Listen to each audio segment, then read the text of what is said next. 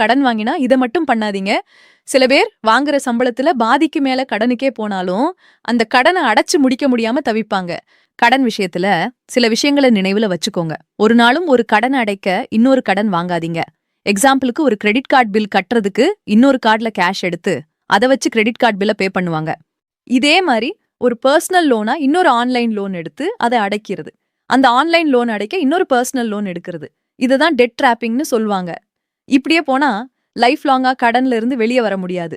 கம்ப்ளீட்டா கடன்ல இருந்து வெளிய வரணும்னா நீங்க சிஸ்டமேட்டிக் அப்ரோச் ஃபாலோ பண்ணணும். முதல்ல உங்களுக்கு இருக்கிற கடன்கள் எல்லாத்தையும் வரிசைப்படுத்துங்க.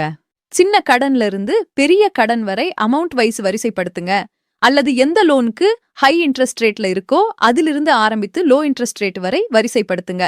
இப்படி சிஸ்டமேட்டிக்கா அரேஞ்ச் பண்ணி ஒவ்வொரு கடனையும் கம்ப்ளீட்டா க்ளோஸ் பண்ணிட்டு அடுத்த கடன் அடைக்கிறதுக்கான வழிய பார்க்கணும்.